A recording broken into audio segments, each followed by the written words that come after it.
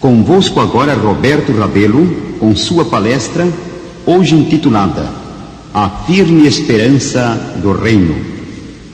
Desde que nossos primeiros pais foram lançados fora do paraíso, Deus tem conservado diante do homem a esperança do seu reino. O bem perdido no princípio pelo pecado, o mundo de ventura em que Deus pôs o homem, deverá ser restaurado.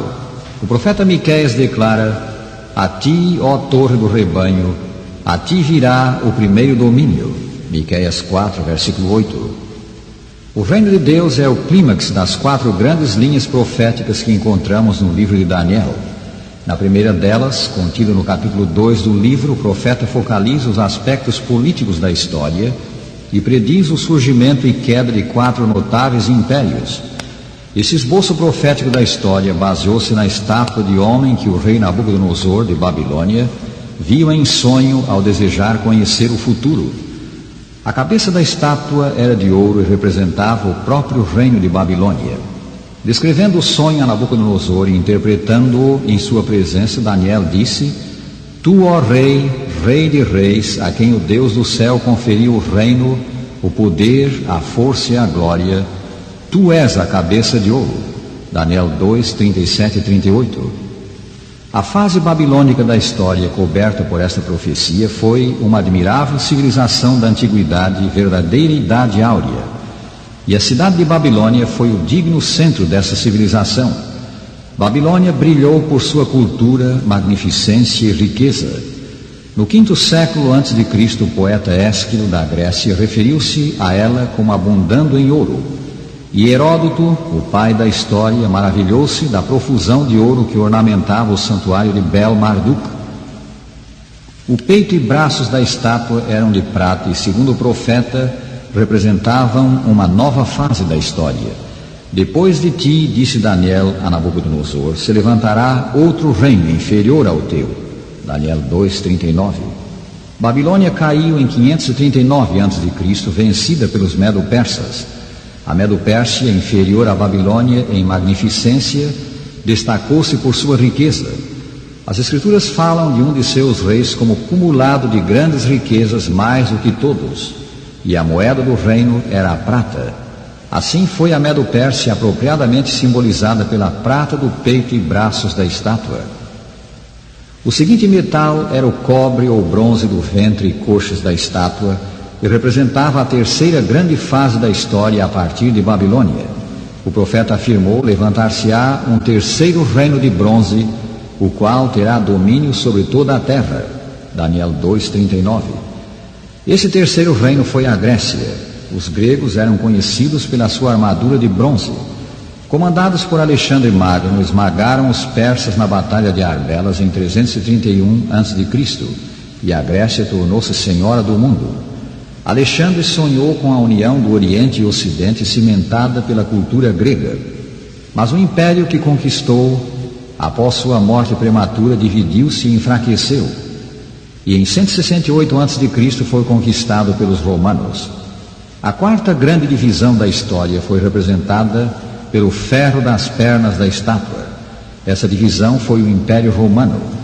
Durante 5 longos séculos, Roma governou com mão de ferro, impondo a paz romana desde o norte da África até o Báltico e do Golfo Pérsico às Ilhas Britânicas.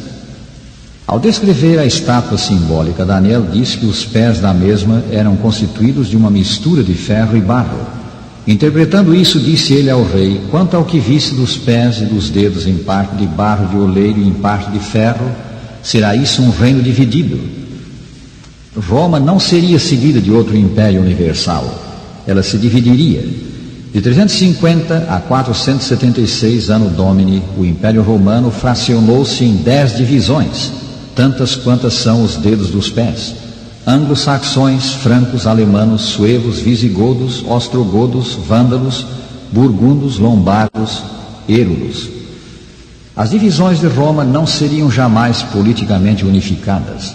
Não se levantaria outro império universal, pois Daniel diz mais: quanto ao que visse do ferro misturado com barro de lodo, misturar-se-ão mediante casamento, mas não se ligarão um a outro, assim como o ferro não se mistura com o barro. Carlos Magno tentou unir os fragmentos de Roma no século IX. Para isso, fez-se coroar imperador em Roma. A obra de sua vida, porém, foi desfeita pela sua morte. Carlos V e Luís XIV também sonharam com a conquista da Europa. Ao raiar o século XIX, pareceu por algum tempo que Napoleão Bonaparte atingiria esse alvo. Após conquistar numerosos países da Europa, ele nomeou membros de sua família para os governar. Ainda para consolidar conquistas, Napoleão anulou seu casamento com Josefina, sob o pretexto de não ter sido o mesmo solenizado por um sacerdote, e casou-se com a arquiduquesa Maria Luísa da Áustria. Mas aos golpes de Trafalgar, da fracassada campanha da Rússia, da derrota de Leipzig e de Waterloo, o seu império se desintegrou.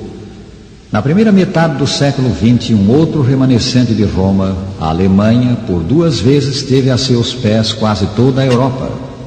Como nos outros casos, porém, o fim de todo o gigantesco esforço foi o fracasso, e continua de pé a palavra profética: não se ligarão um a outro. Esse seria o curso dos acontecimentos no cenário político do mundo segundo a profecia. 4 grandes impérios universais surgiriam sucessivamente, e então o último deles se dividiria para jamais se unir. A história responde com Babilônia, Medo-Pérsia, Grécia e Roma. Responde com as divisões de Roma e com a independência destas até o dia de hoje. Tal como foi predito pelo porta-voz do céu, assim tem sido. E assim se demonstra a verdade das Escrituras que dizem: eu sou Deus e não há outro, que desde o princípio anuncia o que há de acontecer, e desde a antiguidade as coisas que ainda não sucederam.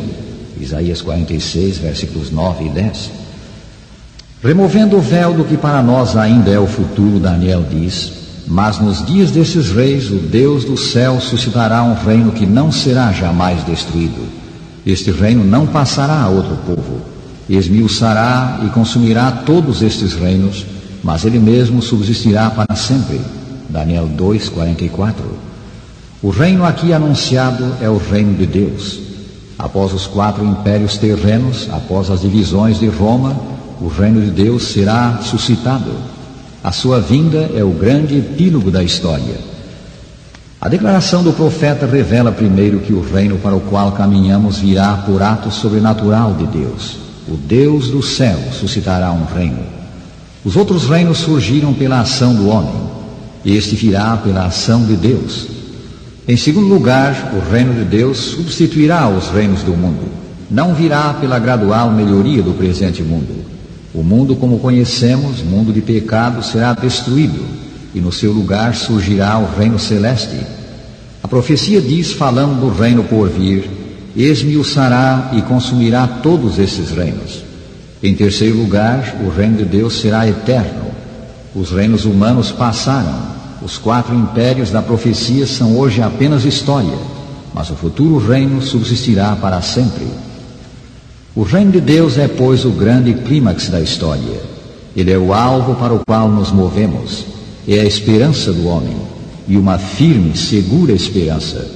Foi Daniel mesmo que disse: o grande Deus fez saber ao rei o que há de ser futuramente. Certo é o sonho, e fiel a sua interpretação. Daniel 2, 45. A base da esperança é a palavra de Deus que não falha. Vivemos hoje no que se pode chamar a mais perigosa e escura hora da história. Nunca antes, disse há pouco o filósofo inglês Bertrand Russell, houve razão para sentir que a raça humana avançava por um caminho que termina no abismo. Mas hoje há. O famoso novelista James Farrell, no seu livro A Corrida pelo Espaço, faz referência ao temor de que o fim do mundo esteja próximo e diz: pensamos nisso como possível agora e durante a nossa própria vida. Por vezes até perguntamos se seremos a última geração. Perante o Senado dos Estados Unidos da América, o capelão Dr. Frederico Harris fez há pouco a seguinte oração: Pai nosso e Deus, para quem 1000 anos são como um dia, nesta vulcânica hora da história nós te imploramos que nos salves do pânico e desespero. Os perigos são grandes e inegável é a gravidade da hora. Temos, porém, essa segurança: Deus está ao leme da história, conduzindo as circunstâncias, os acontecimentos, para o advento do seu reino. Tão certamente como se cumpriu nesses 25 séculos da história humana a maior parte dessa notável profecia, cumprir-se-á o que ainda falta cumprir-se, a vinda, por ato sobrenatural de Deus, do eterno reino que nos prometeu. E assim, rádio ouvinte, temos uma esperança, segura e gloriosa esperança. Vem vindo o dia, e já está muito próximo, em que o reino de Deus será realidade. A era do pecado vai passar. O amor, a justiça, a retidão vão reinar para sempre. Voltarão a existir as condições ideais do princípio. O vindouro reino será dado ao povo dos santos do Altíssimo. Faze-te parte deste povo. Faze-te um filho de Deus, aceitando o Salvador que o céu nos deu, o Senhor Jesus Cristo, e regozija-te na grande esperança cristã.